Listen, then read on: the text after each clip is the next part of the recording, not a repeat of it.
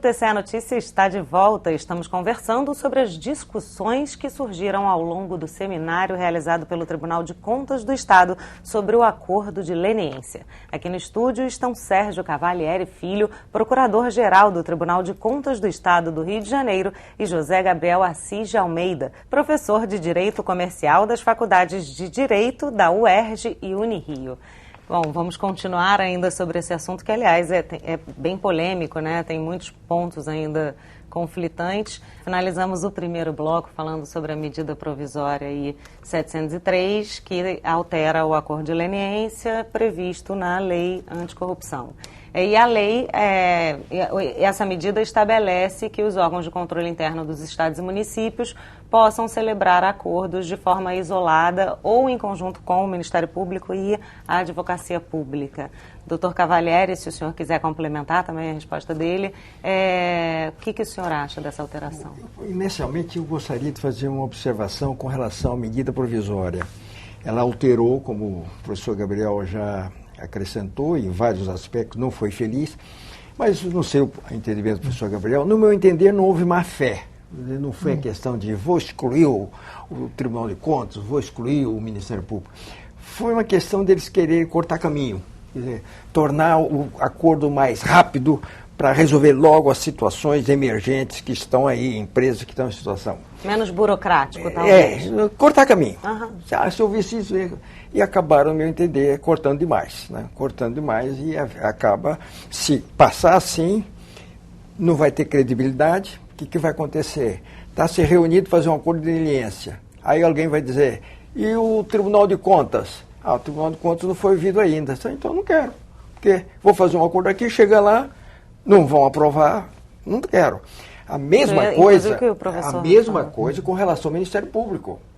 O Ministério Público é o dome dos litígios, do interesse público, do interesse social. Quer dizer, não pode isolar o Ministério Público de uma discussão dessa natureza. Com certeza. Porque depois ele vai chegar e vai dizer, não, isso não vale nada, porque isso contraria tais e tais.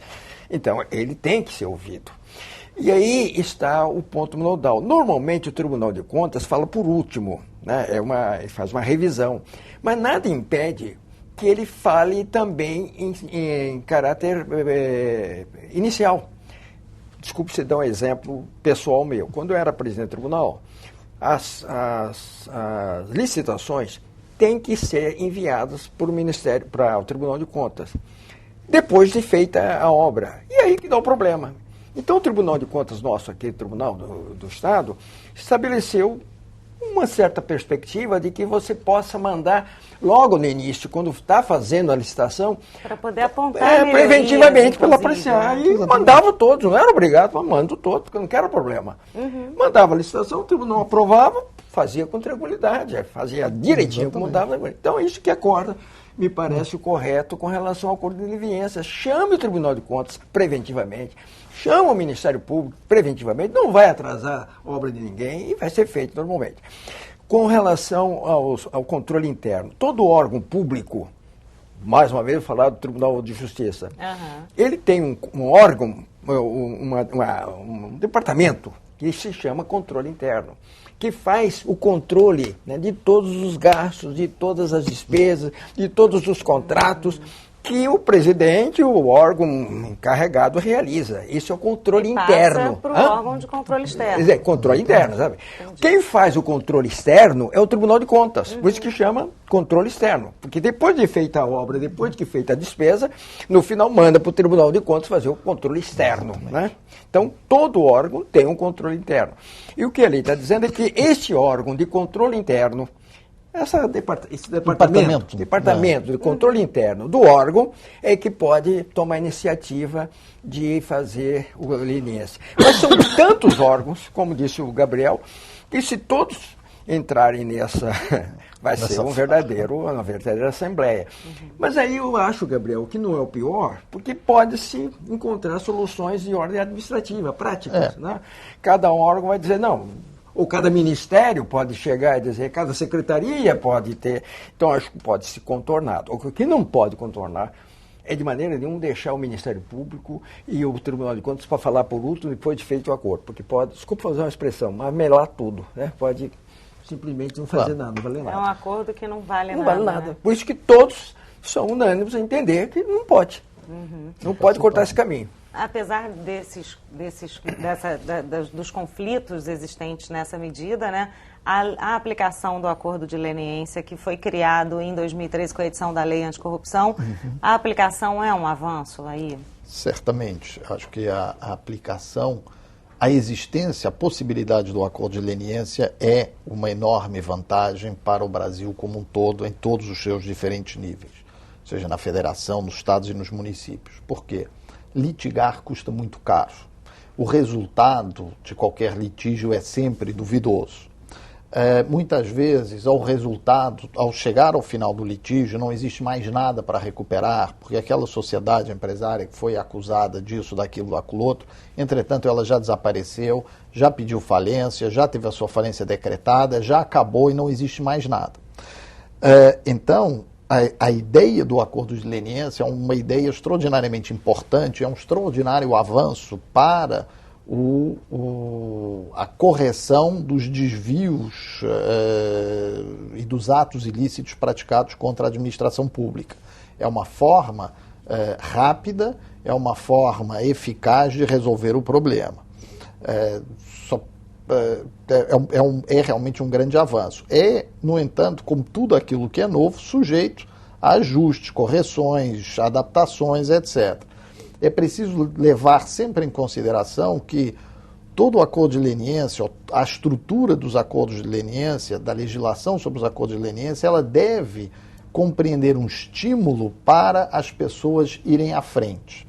E aí eu estou com o desembargador Cavalieri, eu não gosto nem da expressão colaboração premiada, ou delação premiada, no sentido de delação e no sentido de premiada, porque parece que o sujeito ainda recebe um prêmio à volta disso. Acho que uma colaboração penal fazia muito mais sentido, como também a expressão acordo de leniência, que vem do inglês, também é uma má tradução, porque não significa com um acordo de leniência que há uma espécie de leniência com relação a esta empresa, que passa a mão por cima, vai para casa, fica tudo como está tudo certo. Não, o acordo de leniência implica obrigações para a sociedade empresária, sejam não apenas obrigações de caráter financeiro, de pagar compensações, como também obrigações de se reestruturar internamente, estabelecer os controles adequados para que situações como essas não aconteçam novamente.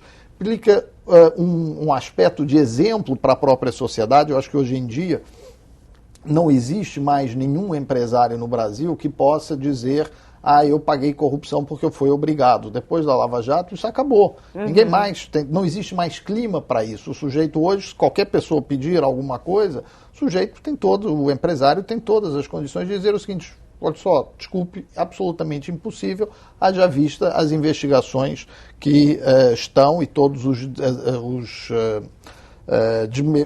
desmembramentos da Operação Lava Jato. Então, estes acordos de leniência têm um efeito pedagógico também muito importante para a coletividade brasileira e para o meio empresarial de uma forma geral. Doutor Cavalieri, bom, o senhor foi presidente, inclusive deu exemplo aqui do Tribunal de Justiça. Os únicos que eu posso dar. E hoje é procurador-geral do Tribunal de Contas do Estado. Bom, com essa vasta experiência aí no universo jurídico, eu pergunto para o senhor, quais vantagens o fortalecimento dos órgãos de controle externo trouxe para o Brasil? Tipo da pergunta que falaríamos, né, muita coisa a respeito, mas a vantagem é enorme. Em primeiro lugar, o Gabriel, vê se você concorda comigo, isso é o resultado de um despertar de consciência da cidadania. Hoje, o cidadão não tolera mais a corrupção. Foi-se aquele tempo de roubo mais fácil, né, do motivo de hoje não se tolera mais. Acho que essa coisa do WhatsApp, da tecnologia, é uma Facebook, evolução, Instagram, é uma evolução. A informação é muito mais veloz. E é uma evolução. Então, isso vem de encontro a essa necessidade de dar uma resposta à cidadania, dar uma resposta ao cidadão.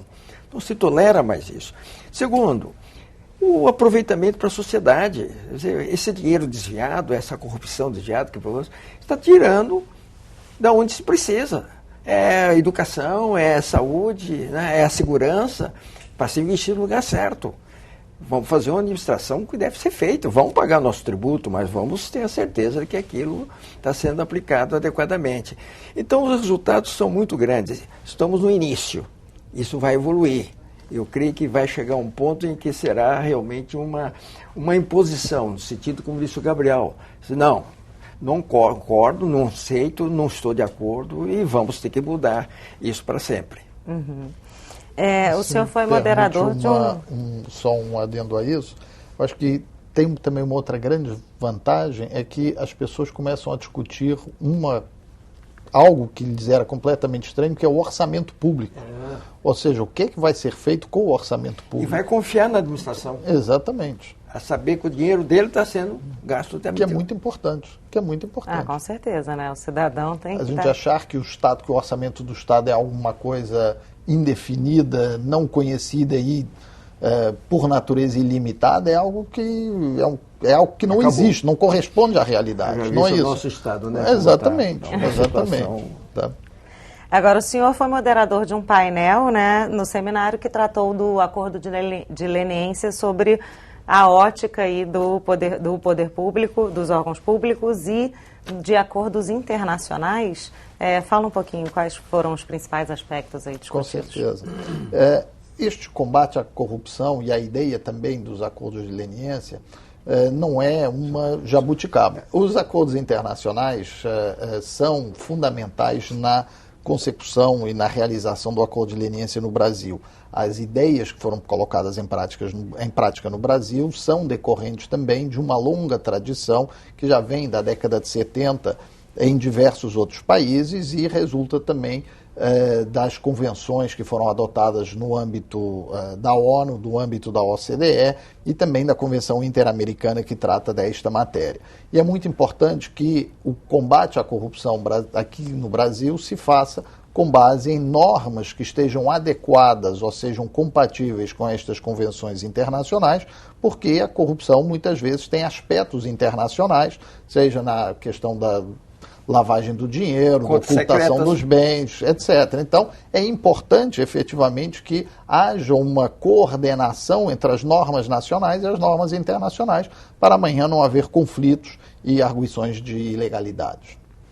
Perfeito. Gente, muito obrigada pela participação.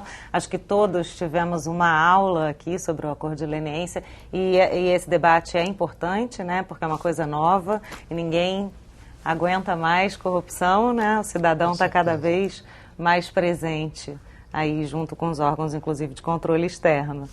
Muito obrigado. Em meu nome, e se me permite, em nome do desembargador. Muito obrigado pela oportunidade. Em meu nome e do Tribunal de Contas. Porque esse debate enaltece a função que precisa ter o Tribunal de Contas e o Ministério Público. Com certeza. Deveria ser chamado aqui também para uma conversa, que é muito importante. Não pode ser deixado de fora, afinal dos acordos de leniência. Não pode. Com certeza. Muito obrigada. Obrigado. O TCE Notícia de hoje fica por aqui. Para assistir novamente a este programa, acesse www.tvalerj.tv. Muito obrigada pela sua companhia. TV Alerj, o canal do povo fluminense. Até a próxima.